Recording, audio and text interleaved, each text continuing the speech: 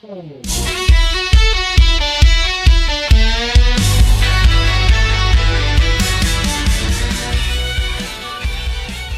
welcome back, everybody, to episode 4. Number 4 now. of We the People. It's Tara today and Jana. we're going to talk to you about a made-up word, Systemness. We want to particularly talk to you about Project Impact, which many of you probably have not heard of because if you're like me, you don't read every email that comes through. And it was kind of hidden in one of the... It was pretty nicely buried in one of the Common Spirit emails. Yeah, like a team member. It wasn't the team member minute. It was another one. Like I don't know. employee Engagement email or something. Yeah, it was buried. There wasn't a lot of attention paid to it or emphasis put on it, but this is an initiative that they are undertaking that will affect you more than you realize. And I think now is the perfect time for us to address it because it is directly related to the things that we are fighting for right now. Project Impact, it stands for the ACT part of impact is capitalized. It stands for Accelerating Change Together. So this is a national Common Spirit initiative that is planned to take place over several years to what they say is to ensure Common Spirit Health's long-term financial health and sustainability. Basically, and we'll get a little more into this, they want to increase their profits. Yeah. What they cite, though, even in that first little part when they talk about what it is that the whole goal is to, continue to provide excellent care to our communities, which I think all of us have already seen declining over the last couple of years before they're even starting this new initiative. And I think that's actually the reason a lot of us turned to support from a union. I know that some of why I'm voting yes was because I want to be able to safely take care of the community. Keep that in mind. We've already started seeing negative impacts, and this hasn't even started. So one of the terms that they use with this project is an acronym, EBITDA, EBITDA, maybe that's how you say that. It stands for Earnings Before Interest, Taxes, Depreciation, and Amortization, which is just a fancy way of saying profit. I know in some discussion that some of us have had with others in the organization about this, they are under the impression that EBITDA means more than that it is somehow an evaluation of a system's overall success. It doesn't have anything to do with anything else except money. Literally, the first letter stands for earnings. Earnings before interest, taxes, depreciation, and amortization. It's a fancy way of saying profit without saying it, because if they use the word profit, then it makes them look greedy, right? So they've used this fancy little acronym to say we want to increase our profits so that you'll get on board with this project and not think that it's about something that it's not. Yeah. Their goal right now is to increase our EBITDA margin from like a 4 to 5%, which is actually pretty common in healthcare industries, to something closer to 8 to 10%, which is what ExxonMobil has. So that's an oil and gas industry that is very, very profitable. Right. And they are trying to make our profit margin the same as that. So put that in your brain. A healthcare system, nonprofit healthcare system, wanting to make the same level of profits as an oil and gas industry. It's mind-boggling. And the use of EBITDA is really limited. It only talks about earnings, like what Tara said. It doesn't cover any of our debt that we have. It doesn't analyze or even think about our assets or any, so assets meaning like employees, things like that. We are assets. We are assets. It doesn't include any of that in the EBITDA calculation. So they're wanting to increase just the profit range, essentially, to an oil and gas level industry number, and they're not going to include anything like our debt or assets, so us, into that configuration. Basically, the overall gist of this Project Impact is that they're trying to cut costs, because the two ways that you can increase your profit margin is make more money or spend less money, right?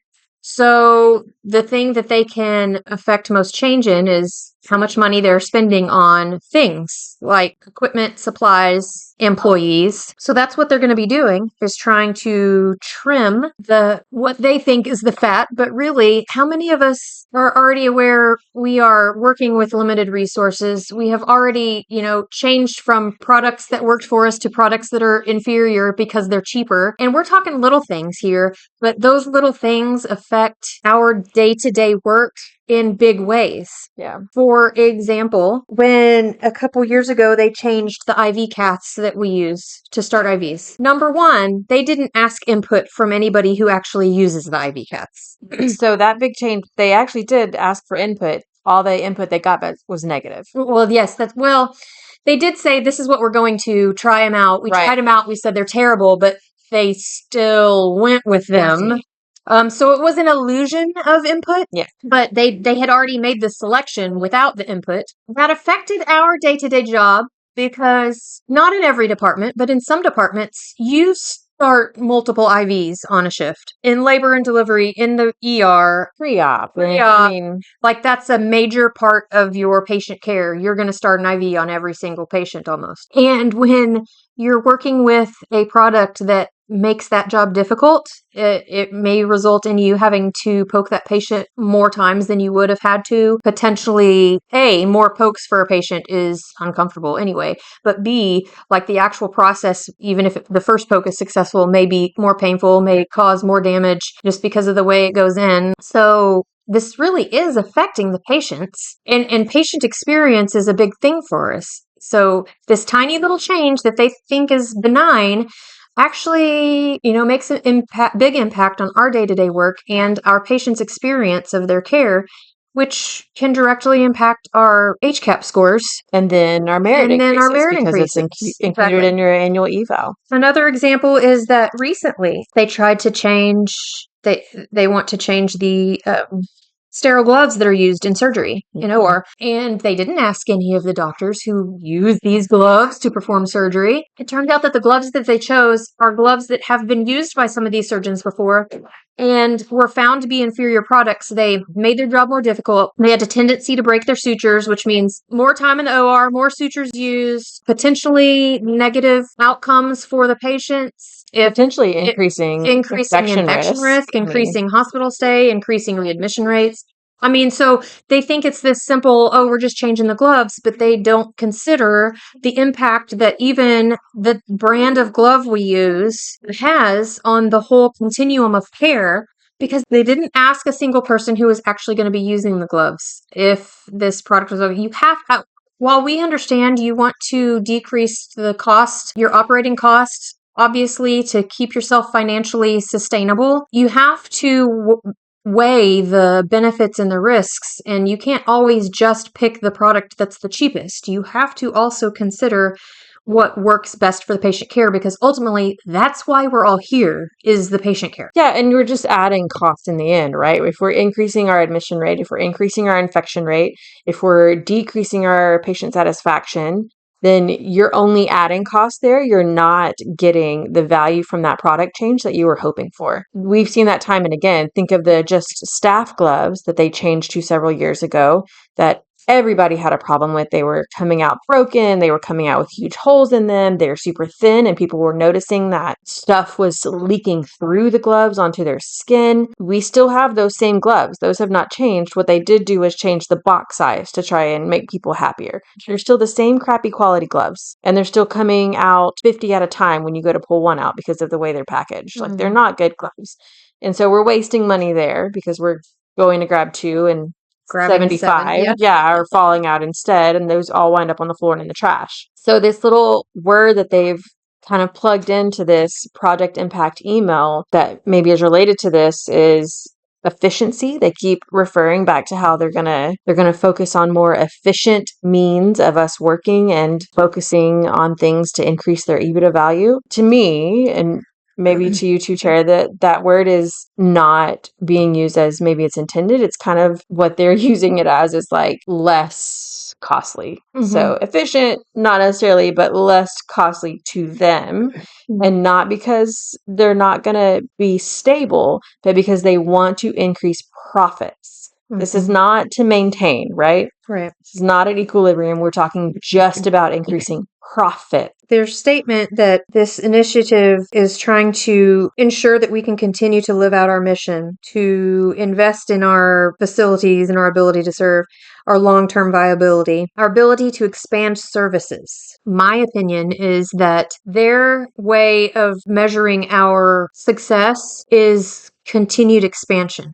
Is how much more and more and more assets, properties we obtain. But the thing is, they continually are trying to grow. They say they're growing us. By growing us, they mean buying another clinic here, buying another hospital there. We keep obtaining more assets, but they aren't investing in those assets and making them quality and making them better. It's just about owning them. I feel like their eye is on the wrong prize here. They are worried about amassing a quantity of assets, and what we really want is for them to focus on the assets they already have and make them better. So they got a lot of assets, but they're kind of crappy assets. Yeah. And they're not even stable assets, right? So recently we saw the Norman G primary care clinic shut down. Yeah. And the reason given for that was that their nurse practitioner was leaving. What they left out from that is they laid off that nurse practitioner and then blamed her departure for the reason they're closing that whole clinic. Right. As if there's not a surplus of nurse practitioners in this state that could have taken that spot. I think maybe less than a week after that, we all got an email describing this brand new facility they're going to build and open up. Yeah. Locally, that's much larger. And so if we're thinking about how we want to take care of our communities, abandoning those that are maybe on the outskirts is not what I had in mind there, but maybe for others. Mm-hmm. And it's just they're spreading what they do have too thin. Instead of investing in making the things they already have really good quality, they are taking that money and just trying to buy more, and then it results in things like that clinic being closed down because they don't have the money to make it work, to make it good. I don't know about y'all, but I don't have a lot of faith in their investment skills anyway. I don't have a lot of trust in them. I mean, a couple of years ago, St. Joseph invested in partnering with Texas A&M. We were on all the billboards, the football games. You saw St. Joseph really giant everywhere. And I don't know if anybody's been to a game recently, but St. Joseph is not the hospital on those banners. And I don't particularly know what benefit the organization received from it, that large financial investment they made that we are clearly not a part of anymore. But nobody talked about it. But nobody talked about that. Another part of this project impact that they describe on here is how they, not only do they want to expand services, but they want to create a stable job environment and room for professional growth. This in light of multiple lab techs just last week were officially laid off, as if that's a department in our organization that can suffer. Right. So stable jobs, but apparently not for everybody. Maybe they're talking about the C-suite jobs there. Maybe. Probably. Yeah, working on profit growth, probably talking about C-suite jobs there. So not frontline staff at all. And professional growth, I don't think applies to frontline staff either. I mean, we just got rid of a DPM program. We just got rid of PEP, and sure, there's all these meetings. The shared governance meetings. All these shared governance meetings, which are a joke in and of themselves. But I mean, you can have 15 meetings on your calendar. None of them are helping get a program going for professional growth in any capacity. And have you heard the latest? The new employees, if you've been working there 18 months or less, are now being told that their involvement in the shared governance meetings is mandatory. Now, why would it only be mandatory for the newest staff?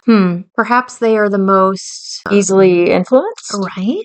Perhaps they are the easiest to manipulate because the seasoned staff has made it pretty clear that they don't really have an interest in being involved because we've been doing this and we're tired of it because they don't listen. And this whole shared governance thing just feels like another one of their illusions of a voice. Now they're making it mandatory for all of the new employees, which seems kind of weird and shady and icky. To me. Icky.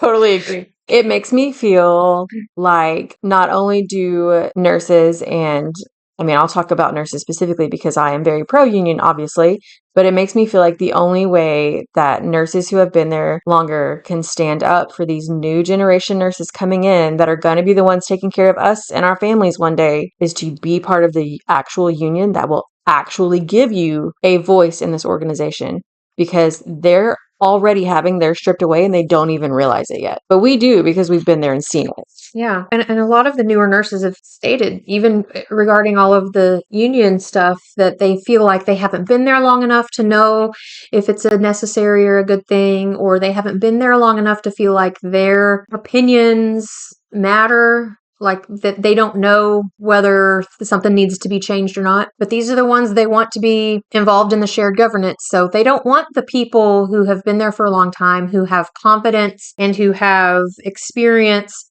and who they know will stand up for what they know is right and good and who will push back. They don't want those nurses in the shared governance. No. They want the new nurses who are going to sit there and meekly listen and just do as they're told because they're scared not to. They don't know any better yet. So once again, they don't value your experience. They don't want it. Seems to be a common trend for them. So this project impact in their own email was described as being broken down into 2 phases. The first one is their immediate performance acceleration phase, which is 18 to 24 months. That one is alleged to be focused on improving efficiency. There's that word again. In our day-to-day operations. Let me point out, it says making quick and easy to implement improvements. So they're talking about the easy things like switching out what brand of gloves we use, switching out what brand of IV cast we, things like that. That to them is an easy and quick little change to make. It's the decisions made by somebody sitting in an office in Chicago or Colorado or, that is not clinical, that has no clinical background, who has no pulse on the current clinical environment and anything else these changes would affect other than how much money it costs. Right. So they're making these changes in our day-to-day operations as people who have no role or experience in our day-to-day operations. I promise you that Monty isn't coming to start your IVs on your triage patients. And Monty is not going to be there to help you figure out how to time manage your NG tube and your call lights and your total care patients on Tower 4. But let's just talk about, even if it was Monty that was making the decisions, because it's not. It's not. These decisions are being made by the national office, okay? That's not even in this state. I can promise you our local leadership is actually very unhappy about the timing of this. Right. And let's say Monty, I think, is doing his best, like what he feels is his best. He's making some sort of effort. He makes rounds in the hospital, so he's a little bit more aware somewhat of what's going on here in our hospital, but he's not even the one making these decisions, y'all. It's somebody else who has never set foot probably in our facility or many of the other Common Spirit facilities across the nation, okay? The decisions are being made by somebody non-clinical who's over all I don't even know how many Common Spirit hospitals there are across the nation, but let's go back to this word we said at the beginning that they've made up for this project, Systemness, okay?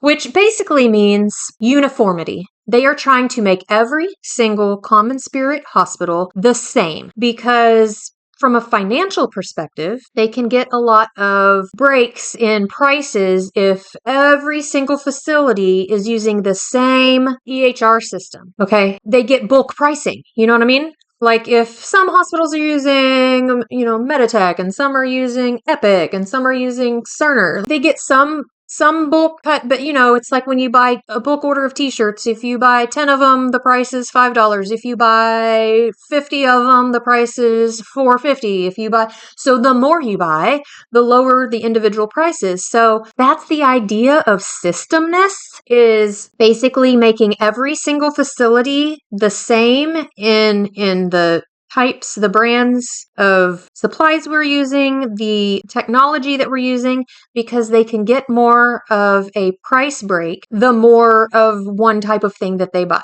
Okay? So from a financial perspective, great strategy. That's the cheapest way to do it. However, they don't take into account any individual location's Specific needs, how things work, patient population, in that community, the patient population.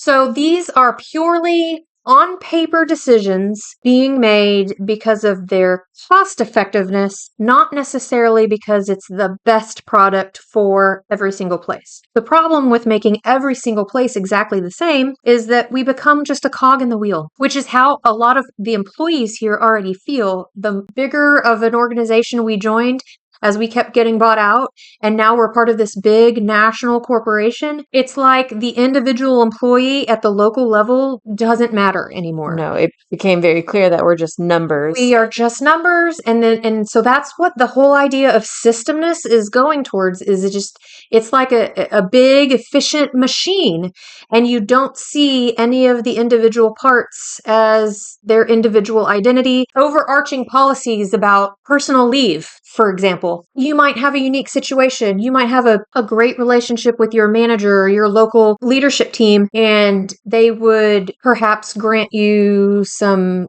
leeway in particular situations, extenuating circumstances. But if the policy is a national policy that's the same at every little facility, they don't get that ability to treat you as an individual and treat your situation as an individual incident. They have to follow this big generic national policy. One of the big takeaways for me from that is that these decisions are not being made with our communities and our patient populations in mind at all. None of this is about taking care of human beings. This is only about shaving costs to increase profit margins, which is pretty sad. And they keep saying that it's so that we can serve our patients better, but how? How does that make us serve our patients better if we are compromising the very things that directly reflect the care we can get? And so a lot of places in here, it even talks about how this whole thing is just to increase lasting financial stability.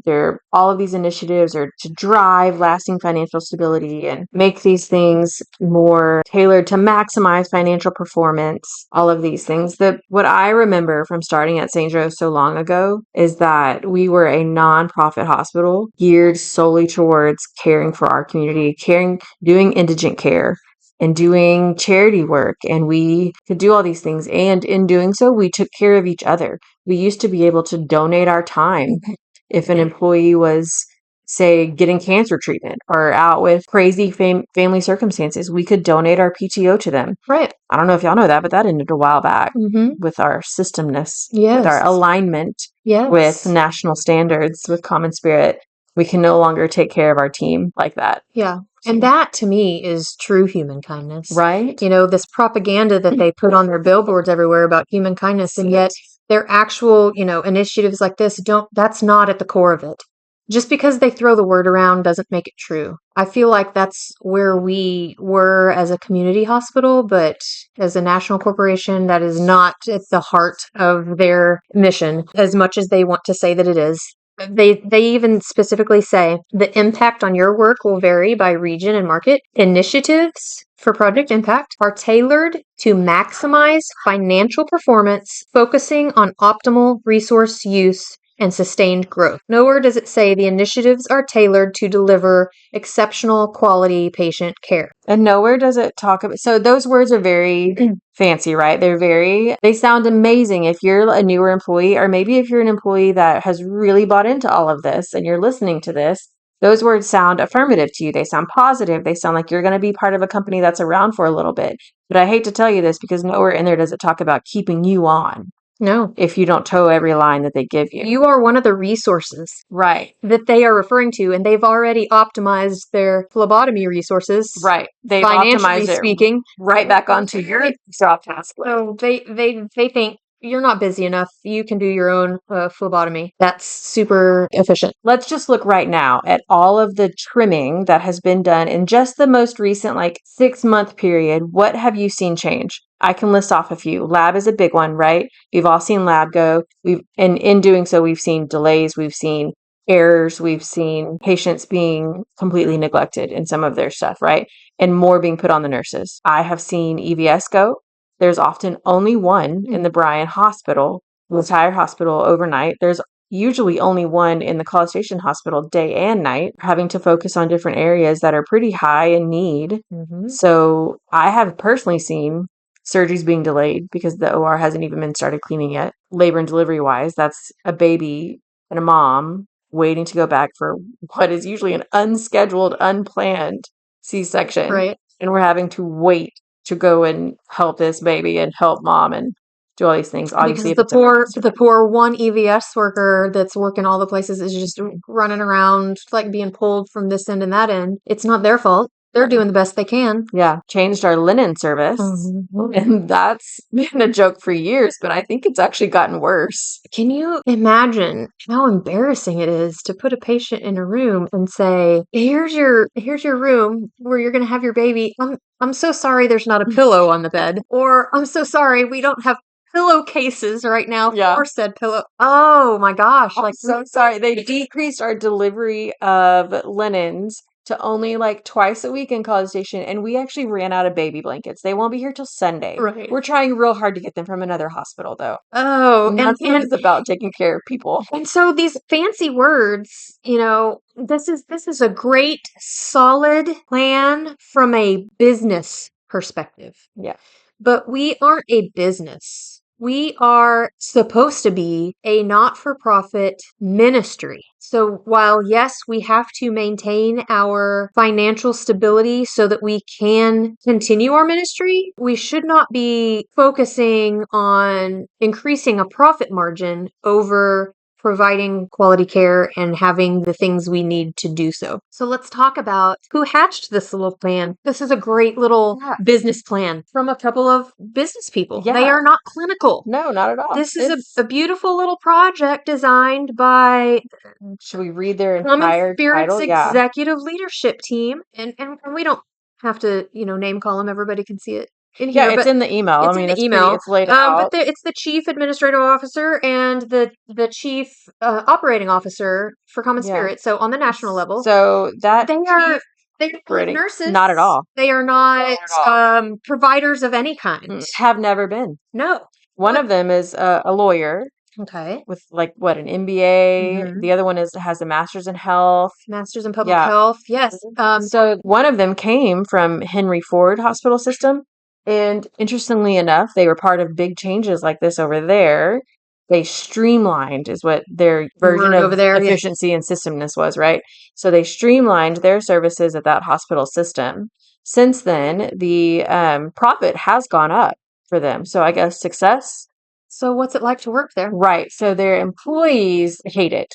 They have cited really toxic work environments, their words, not mine, that they have unreliable merit increases that are limited in the amount, and the frequency with which they get actual pay raises is staggered, and the pay raises have dropped significantly. This is a previously used method by one of these people. So if you think that that's not another method that they would use again in this project to create efficiency, think again. Your pay rate, which is one of the things we're fighting for with this union, Absolutely. is on the chopping block. I promise you. Your regular merit increases on the chopping block. Your basically non-existent market increases, the ones you do get maybe once a decade, on the chopping block. Once a decade is accurate, because I think that's probably the last time we got one was 7 to 8 years ago. Your benefits, your 401k employer match that's already been chopped. I'll mention this again in case there are people who are unaware that last year they decreased our employee match from 100% to 50%. Your scheduling system on the chopping block. On the chopping block. If you are happy with your self-scheduling now, that doesn't have to change when we go to a union. You can opt to keep that if it is working for your unit. Yeah, you can write it into the contract. But Right. But if they go to Systemness, the Systemness, and it works to have a different system of scheduling that they have at every other hospital, everybody's going to be on the same guys. We don't get system. a voice. Yeah. You know what's really funny about this Project Impact and Common Spirit overall is that they have not rolled out this initiative at unionized hospitals that they have. That's right. You know why? I Those do know hospitals why. have a contract. That's right, because those nurses have a voice in what goes on.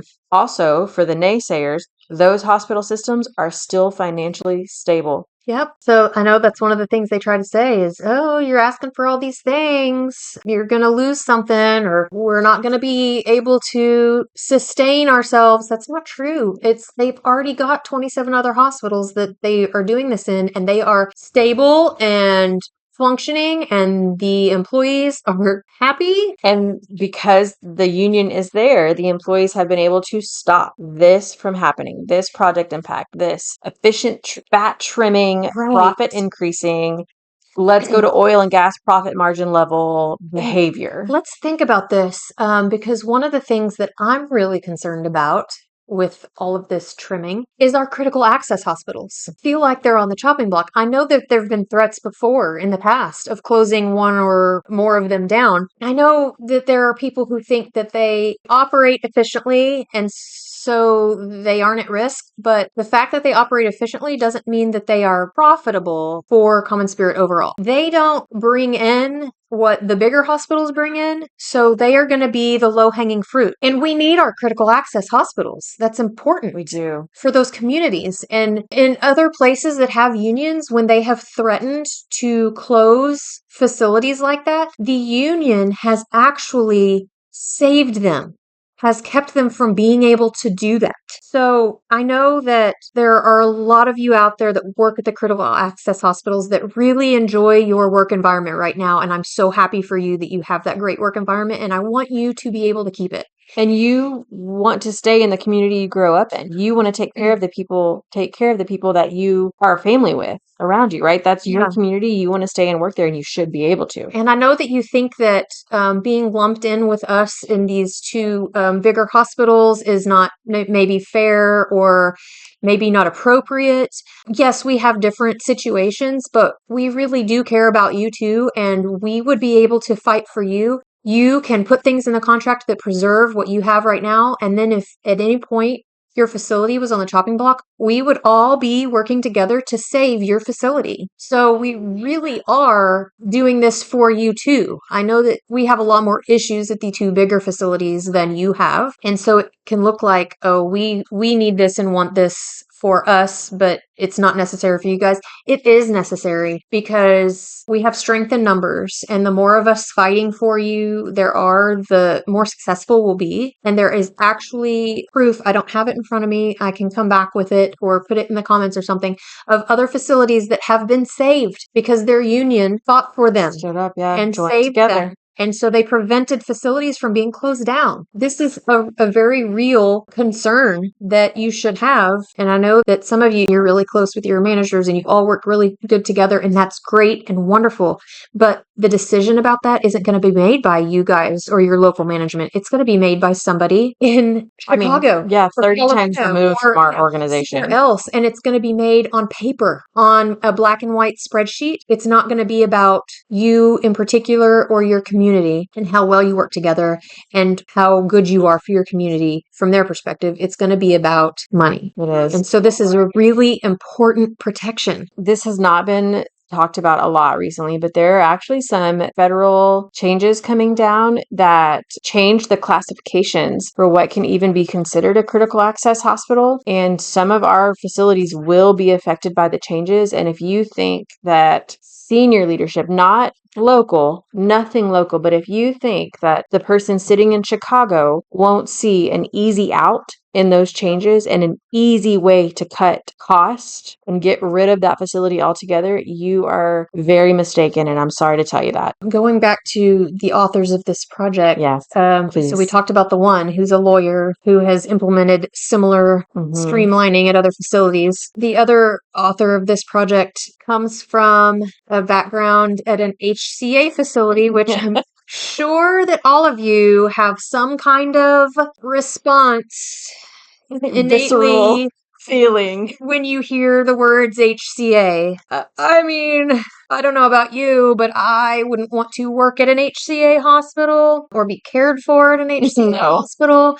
So this is the background and experience that this other person has that she's bringing to this project, is a very different way of functioning than what we would like to see in our mission. So take it back, right? The whole point of us wanting a union in our area and for our nursing team at all of our locations here is so that we have a voice and that we can affect positive change for not only ourselves, but the people that we work with and other ancillary services, for our management team, and for our community, right? We're And trying to make this a better area to be taken care of in, if that makes sense. we want our community to again feel like our facility is the trusted place to go. And I don't feel like anybody feels that way now. They go there out of necessity, Yeah. but I don't feel like anybody's confident that they're getting the best care. I mean, people that work there aren't that confident. That's why the No. numbers on that particular question go down every year. Exactly. What we can do with a union is when they make these changes, 30 levels of executive leadership removed from us, when they make these decisions in an office because of the bottom line on the spreadsheet, we can fight back. We don't have to just take it. We can say, no, that doesn't work for us. We can negotiate and meet them in the middle and say, okay, we can work with you to cut costs in this area, but we are not going to sacrifice X, Y, and Z. We can stand up and fight back. And without the union, we don't have the power to do that at all. At all. So it's very important for us to have a voice because, we already needed it before now, but now it's evident that there's going to be even more. There's going to be a ramp up of these behaviors of just handing down these cuts and these changes to policies and processes. And I think the level of miserableness we have now is only going to exceed our expectations. Yeah. I think this email that they sent out, including the ones on shared governance meetings, it's a lot of pretty words that mean nothing, that carry no weight, and make you think we're moving in a positive direction. And we have all seen it. We are all living it every single day we're at work. We all know we're not moving in that direction. So recently there was an email sent out from HR that said some more information about shared governance or something like that. And all it was a flyer comparing and contrasting shared governance with unionization. I'm like, okay, so you dressed this up like you were giving out information about shared governance, but this was really an anti-union message. And the information in that was not even factual. The implication was that you would have a voice with the shared governance and that your voice would be stifled with the union. That's actually the opposite of the truth. Like with the union, you actually have a voice. With shared governance, you can go and you can use your voice and say things, but they have no obligation to do anything with that. With a union, you use your voice and say things, and they are obligated to listen and to act. Yeah. What's funny is that same email, the same flyer comparing the two, talked about how in a union, only one person can talk for you. Only one person is your voice, which is very wrong. Right. We have a whole elected board, and it's elected from the nursing organization as a whole. Those elected people speak in what you vote for, right? That's what they focus on. But they did that compare and contrast, and then they're mandating every new employee to go to these shared governance meetings. Right. So how does that give you a voice? How are we represented there? Nothing with the union is mandated. No, you don't want to have anything to do with it. You don't want to give your voice or give your feedback or participate in any of it. That's your choice. You don't have to. You're still going to reap the benefits of the things that we fight for you. Mandating that somebody be involved in something? That's nothing. Does that feel like a voice? Yeah. That feels like communism. I don't know. Anyway, so we really do encourage you to please, when you're hearing this information and they use all this fancy words that maybe you don't fully understand that sound really pretty and flowery and very professional, it's not actually a good thing for you. No. It's a good thing for the bottom line of the organization. Yeah. And it's important to remember that this is coming from the executive team, the national team. It's not anybody local. So your local leaders don't have any more control over this than you do. And I'd like to point out that I know a lot of people have tried to say that your relationship with your managers is going to change with the union, that you can't, there's nothing that's going to prevent you from working directly with them. And we have actually spoken to nurses in union facilities that say their managers actually have a much better job now that there is a union, because there's so much that's taken off their plate. There's things that the union can fight for that they didn't have the power to fight for. But we're kind of expected to. Right. Like we're things kind of were put on expected their to. plate they couldn't change. So the managers that actually are appreciative of the union and are happy with the things the way they're going after the union was in place. So trying to use management against us and against the union initiative is a lie, basically. Because in all of the facilities that have unionized, the management themselves has said it's improved their job satisfaction, their relations, the way they do their job. The employees say it has improved their relationships with their managers. And that's coming directly from people who are living this in their facilities. They are working with a union every day. I don't know who is a better source of information for that than those people are. So one more thing real quickly about Project Impact. The reason I said that our local team is not very happy that this came out right now is because the national team just debunked one of the biggest union busting tactics that our local team and the very expensive anti-union contract people that they have paid for have been using. And that is the there's only one bucket lie. yeah. And what this national email just told us is that our bucket is already a 4 to 5% profit margin, and they want to increase it. If there is only one bucket, it's a big enough bucket, friends. Sounds like a big enough bucket to And we me. have said that from the very beginning.